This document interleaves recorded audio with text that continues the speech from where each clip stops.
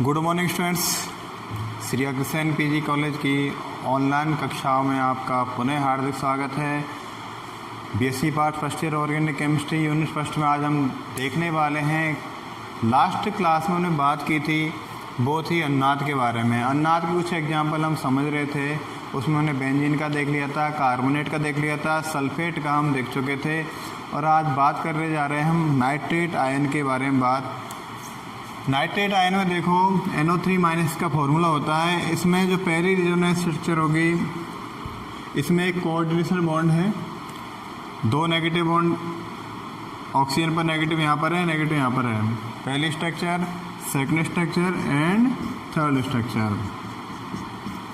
आप देख पा रहे हैं तीनों स्ट्रक्चर में ये सारे बॉन्ड अपने आप में चेंज होते जा रहे हैं, बदलते जा रहे हैं। एक इसका रेजोनेंस हाइब्रिड बनेगा और वो ही होगा नाइट्रेट -1।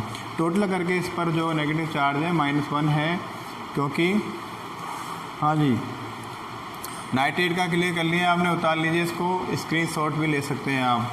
ओके, इसके बाद हम देखते हैं अगली स्ट्रक्चर और वो है कार्बन मोनोऑक्साइड के बारे में बात कर लें। कार्बन मोनोऑक्साइड के बारे में बात करें। अगला जो एग्जाम्पल है carbon monoxide, that means formula हो जाएगा CO। इस तरह लिख देता हूं CO। इसमें देख लेते हैं हम C double bond with oxygen and oxygen के पास लोन पेयर हैं 2 और कार्बन के पास भी 2 एक लोन पेयर है। इसको हम इस तरह देखें, कार्बन मोनोऑक्साइड देखो आप, इधर ये डबल बॉन्ड है, oxygen more electronegative from carbon, carbon से ऑक्सीजन ज़्यादा विद्युत ऋणी होती है। इस कारण से यहाँ का जो ये ऑक्सीजन इस बॉन्ड के सारे इलेक्ट्रॉन के इधर खींच लेगी, तो यहाँ बिस्मास बंध विखंडन हो सकता है और यहाँ पर C एक लोन पेयर, 2 लोन पेयर, तीसरा लोन पेयर किसका आया, ये सारा बॉन्ड मूव कर गया इधर, ठीक है, इसको इधर चला जाएगा, तो यहाँ पर कार्बन के पास आ जाएगा पॉजिटिव चार्ज और ऑक्सीजन के पास आ जाएगा नेगेटिव चार्ज। तो यहाँ पर कार्बोकेटायन और ऑक्सीजन एनायन बनेंगे, तो एक स्ट्रक्चर ये बन जाएगी इसकी, और एक स्ट्रक्चर और बन सकती है इसकी। वो कौन सी स्थिति बनेगी देखना, यहाँ पर ये ऑक्सीजन के पास जो लोन पेयर है वो लोन पेयर यदि किस ग्रुप में आ जाए, एक कोऑर्डिनेशन बॉन्ड बना ले कार्बन और ऑक्सीजन के बिटवीन, तो ऑक्सीजन के पास इलेक्ट्रोडेंसिटी कम हो जाएगी, कार्बन के पास बढ़ जाएगी, तो ऑक्सीजन के पास आ जाएगा इस समय पॉजिटिव चार्ज और कार्बन के पास आ जाएगा नेगेटिव चार्ज। कार्बन के पास क्या आ जाएगा, नेगेटिव चार्ज। तो इस तरह से ये स्थिति में जब ये इलेक्ट्रॉन यहाँ पर एक बॉन्डिंग के रूप में जाएंगे, तो ये इलेक्ट्रॉन युग्म एक कोऑर्डिनेशन बॉन्ड बना लेंगे और इसमें ऑक्सीजन डोनर होगा और डोनर होने के कारण यहाँ पॉजिटिव आ जाएगा। तो आप देख पा रहे हैं एक बार इस कार्बन के पास पॉजिटिव, एक बार नेगेटिव, एक बार ऑक्सीजन के पास पॉजिटिव, एक बार नेगेटिव, और ये न्यूट्रल स्ट्रक्चर्स की है। तो इस तरह से यहाँ पर there are 3 structure of resonance of carbon monoxide 1, 2, 3। अब इसका रेजोनेंस हाइब्रिड जो बनेगा उसमें तीनों का ही कॉम्बिनेशन हो जाएगा। तो आप ये देख सकते हैं इधर प्लस हो, इस पर भी नेगेटिव, इस पर भी पॉजिटिव, नेगेटिव पॉजिटिव, तो ये न्यूट्रल कंडीशन में आ जाएगी, न्यूट्रल करके। तो इस तरह हम देख लेंगे, इसको बना सकते हैं रेजोनेंस हाइब्रिड। चाहे तो हम बना सकते हैं, नहीं चाहे तो मत बनाना, कोई जरूरत नहीं। रेजोनेंस हाइब्रिड, ये कार्बन मोनोऑक्साइड की बात करिए, आपको रेजोनेंस पूछे जाएंगे। इसके बाद हम बात कर लेते हैं कार्बोक्सिलेट आयन की बात। इसकी बात करें, कार्बोक्सिलेट आयन के बारे में चर्चा करें।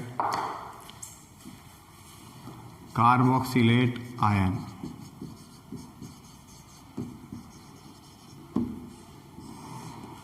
देखो कार्बोक्सिलेट होता है जैसे C double bond O negative R लगा दिए तो कार्बोक्सिलेट आयन है। कैसे बनाए इसको देख लेते हैं थोड़ा सा। RC डबल बॉन्ड OH, ये कार्बोक्सिलिक ग्रुप है, कार्बोक्सिलिक एसिड। यहाँ से O और H वाला जो बॉन्ड है वो टूट जाएगा और H किसके रूप में निकल जाएगा, -H प्लस प्रोटॉन के रूप में निकल जाएगा। और यहाँ पर RC डबल बॉन्ड O और O नेगेटिव, और O के पास क्या हो जाएगा, एक नेगेटिव। तो इसे बोलेंगे हम कार्बोक्सिलेट आयन। क्या बोलेंगे इसे, कार्बोक्सिलेट आयन से बोलेंगे हम। ठीक है भाई, इसकी रेजोनेंस स्ट्रक्चर देखें कार्बोक्सिलेट आयन की। RC double bond O negative, lone pair already पहले से ही हैं, ऑक्सीजन के पास भी हैं यहाँ पर। तो ये क्या करेगा, इधर से ये नेगेटिव एक बॉन्ड में कन्वर्ट हो जाएगा, इधर से ये बॉन्ड ऑक्सीजन के पास मूवमेंट करेगा इलेक्ट्रॉन पेयर के रूप में, R C और ये O के पास ये लॉन पेयर आ जाएगा और नेगेटिव हो जाएगा। ठीक है भाई।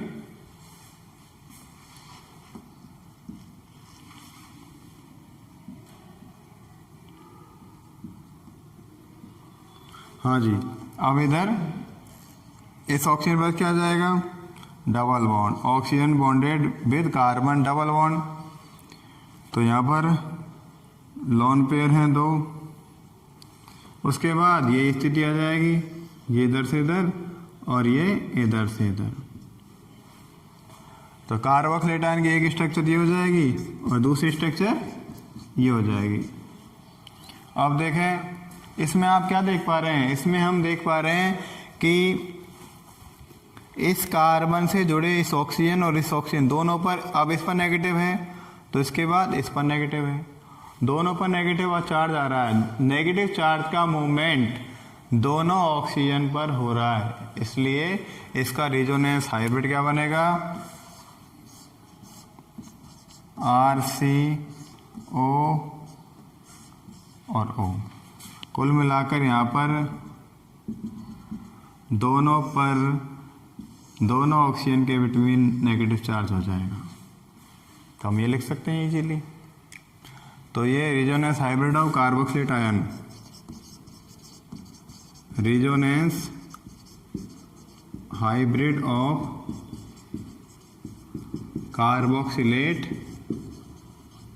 आयन। क्लियर हुई बात, कार्बोक्सिलेट आयन की बात क्लियर हुई। ओके, तो ये था रेजोनेंस अनुनाद का जो टॉपिक हमारा चल रहा था वो यहाँ पर क्लियर हुआ।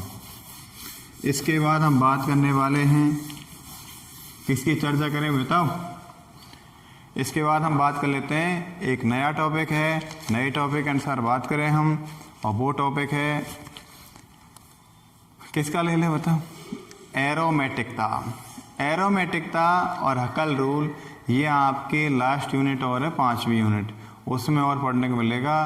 तो यहाँ पर एरोमेटिकता के बारे में थोड़ी सी कॉन्साइसली हम जानकारी ले लेते हैं, और बाकी मैं इसे थोड़ा बहुत समझा रहा हूँ, मैं इसका PDF भेज दूंगा क्योंकि ये लिखावट वाला है, यहाँ पर कुछ ज़्यादा नहीं है। एरोमेटिकता और हकल रूल दोनों के मैं आपको नोट्स भेज दूंगा, 2 पन्ने भेज दूंगा क्योंकि लिखने वाली स्थिति है। तो इसमें मैं समझा देता हूँ थोड़ा बहुत कि एरोमेटिक जो कंपाउंड्स हैं वो बेंजीन के सजात के रूप में हम जानते हैं उनको, कि बेंजीन का सजात है, बेंजीन जैसा है। तो एरोमेटिक जो कंपाउंड्स होते हैं उनमें कौन कौन सी विशेषताएं, स्पेसिफिक कंडीशन कौन कौन सी हैं। पहले तो होती है, ये सभी अणु समतल चक्रीय होते हैं।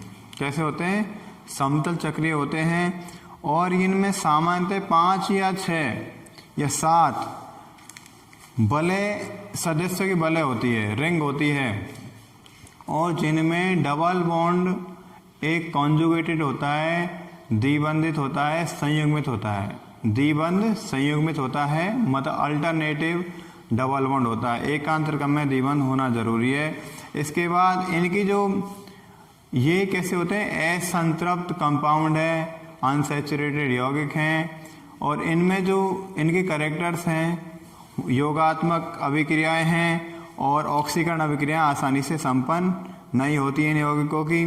और ये असंतृप्त या अनसैचुरेटेड कंपाउंड होते हुए भी इनकी इलेक्ट्रोफिलिक सब्स्टिट्यूशन रिएक्शन देते हैं, मतलब इलेक्ट्रॉन स्नेही प्रतिस्थापन अभिक्रिया भी ये देते हैं। और इन यौगिकों की नेक्स्ट विशेषता होती है, इनमें पाई इलेक्ट्रॉन चक्रीय रूप से डीलोकेलाइड होते हैं, विकेंद्रीकृत पाई बॉन्ड इनमें मिलते हैं और इन यौगिकों की हाइड्रोजनीकरण उष्मा व दहन उष्मा के मान भी अपेक्षा से अधिक बहुत कम होते हैं और ये यौगिक असामान्य रूप से स्थायी होते हैं और इनके वलय में ये हकल के रूल का पालन करते हैं। हकल का नियम है 4n+2 पाई इलेक्ट्रॉन जिसमें पाए जाते हैं वो सभी एरोमेटिक यौगिक होते हैं। तो ये हकल के रूल का पालन करते हैं। तो ये लिखावट वाला है, इसको मैंने थोड़ा समझा दिया आपको और मैं हकल के रूल के बारे में थोड़ा बता देता हूँ, क्योंकि एरोमेटिकता का तो मैं PDF भेज दूंगा आपको। हकल के रूल के बारे में थोड़ा देख लेते हैं। हकल नियम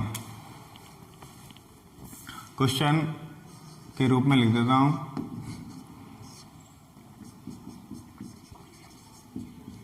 what is हकल rule? Right A short notes of हकल rule.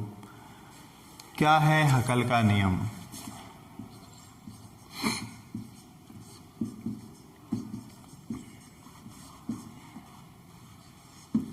हकल नियम क्या है इसके बारे में बात कर लेते हैं।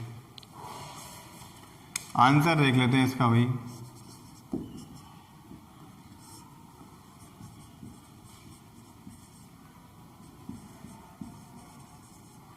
हकल का नियम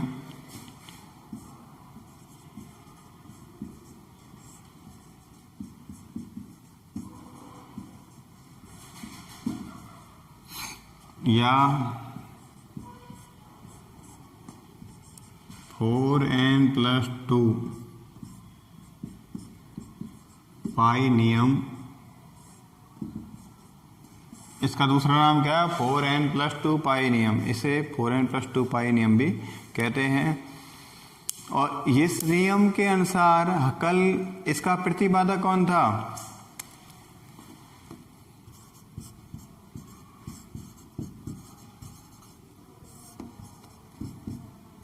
प्रतिपादक वैज्ञानिक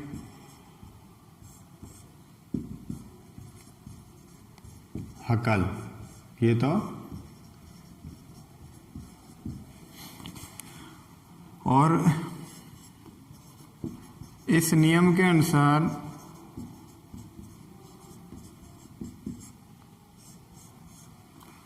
एरोमेटिक यौगिक जो होते हैं उनकी वलय में 4n+2 पाई इलेक्ट्रॉन पाए जाते हैं और इसका जो आधार बनाया वो था क्वांटम यांत्रिकी। क्या, किस आधार पर दिया नियम? ये क्वांटम यांत्रिकी के आधार पर। इस नियम अनुसार, एक मिनट, आधार नियम का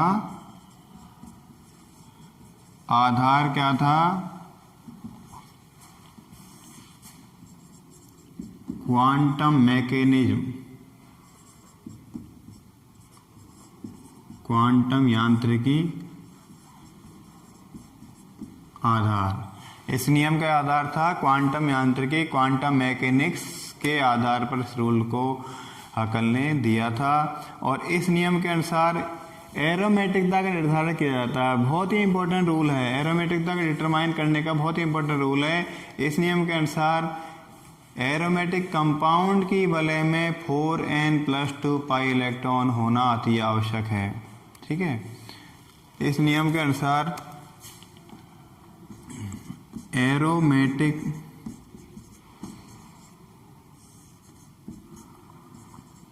का निर्धारण किया जाता है। किसका निर्धारण किया जाता है? एरोमेटिकता का निर्धारण किया जाता है। परिभाषा देख लेते हैं।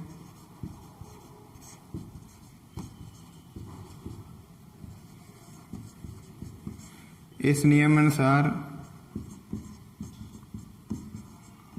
एरोमेटिक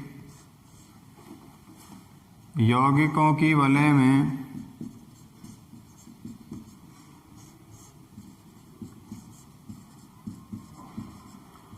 एरोमेटिक यौगिकों की वलय में 4n+2 पाई इलेक्ट्रॉन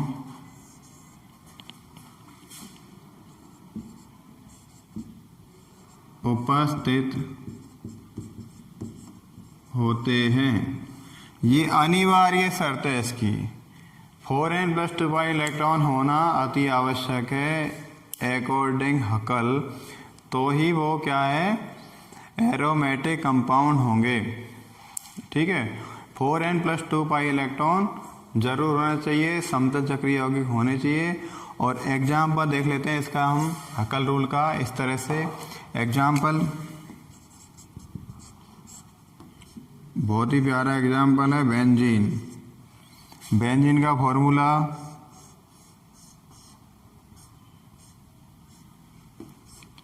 C6H6, एक रिंग है। इसमें ध्यान देना, एक पाई बॉन्ड ये रहा, एक पाई बॉन्ड ये रहा, एक पाई बॉन्ड ये इधर भी है, तो there are 3 pi bond, 3 pi bonds बराबर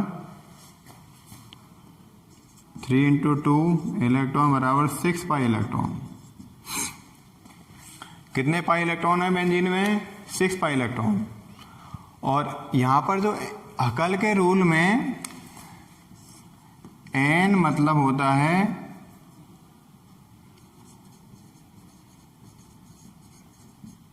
numbers of carbon atom in ring. Ring में कितने कार्बन परमाणु है उनके नंबर या n का मतलब है। तो यहाँ पर n का मतलब क्या है? यहाँ पर 1 2 3 4 5 6 ये रेखीय फॉर्मूला है और यहाँ प्रत्येक टर्न पर एक कार्बन प्रेजेंट है। तो यहाँ n बराबर कितने हो गए? 6। कितने कार्बन हो गए? 6। तो हकल के रूल के अनुसार, हकल के अनुसार देख लेते हैं, 4n+2 पाई बराबर 4 इंटू n का मान कितना है? यहाँ पर सॉरी यार, n का मतलब है, मैं गलत बोल चुका हूँ, numbers of ring. Numbers of ring है ये, माफ करना, नंबर्स ऑफ रिंग। और यहाँ पर n का मतलब है 1, मतलब एक बल है, एक बल। कितनी बल है? एक बल। तो 4 इंटू 1, n का मान कितना रख दिया मैंने? 1 प्लस 2 पाई इलेक्ट्रॉन।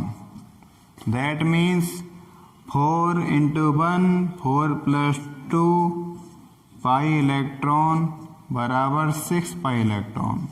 तो बेंजीन में 6 पाई इलेक्ट्रॉन प्रेजेंट होते हैं। और बेंजीन एक हकल के अनुसार एक क्या है?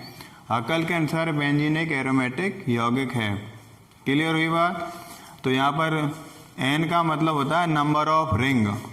n का मतलब नंबर ऑफ रिंग। कितनी वलय है? तो यहाँ पर बेंजीन की एक वलय है, तो एक का मान हम रख देंगे n के स्थान पर 4n, तो 4 इंटू 1 कर दिया प्लस 2, तो 4 प्लस 2 मतलब 6 पाई इलेक्ट्रॉन यहाँ पर पाए जाते हैं। तो इसकी वैल्यू और इसकी वैल्यू, दोनों की वैल्यू समान है। इसका मतलब हकल के रूल का पालन कर रहे हैं। हकल के रूल के अनुसार 6 पाई इलेक्ट्रॉन होने चाहिए, तो वास्तव में यहाँ पर 3 पाई इलेक्ट्रॉन है, तो 3 पाई बॉन्ड है। 3 पाई बॉन्ड है तो कितने पाई इलेक्ट्रॉन हो जाएंगे? 6 पाई इलेक्ट्रॉन यहाँ पर हो जाएंगे। तो बेंजीन में 6 पाई इलेक्ट्रॉन पाए जाते हैं। और ये हक्कल के रूल के अनुसार हम इतनी बात करेंगे। यदि n का मतलब 2 है, यदि n का मतलब भले 2 होती यहाँ पर तो कितना हो जाता? भले 2 होती तो बेंजीन के भले में उसी हिसाब से वैल्यू फिट कर देते और मान कैलकुलेट कर लेते हैं। ठीक है, हक्कल के रूल के बारे में हम बात करते हैं। हक्कल जो वैज्ञानिक ने एरोमेटिकता निर्धारण करने के लिए जो रूल दिया था उसे हक्कल का नियम कहते हैं। और इस नियम का आधार था क्वांटम मैकेनिक्स। क्या आधार था इस नियम का? Quantum mechanics. तो बिल्कुल क्लियर है आज का टॉपिक। हक्कल का रूल, रेजोनेंस और एरोमेटिकता का जो विशेषता है मैं आपको नोट्स के रूप में भेज रहा हूँ। All the best, thank you very much. घर पर रहिए, खुश रहिए, पढ़ते रहिए, बिल्कुल भी अपना टाइम वेस्ट नहीं करें क्योंकि सितंबर का महीना जाने वाला है अब। ठीक है, अक्टूबर आने वाला है और ये प्रोग्राम इस तरह चलता रहेगा। ओके।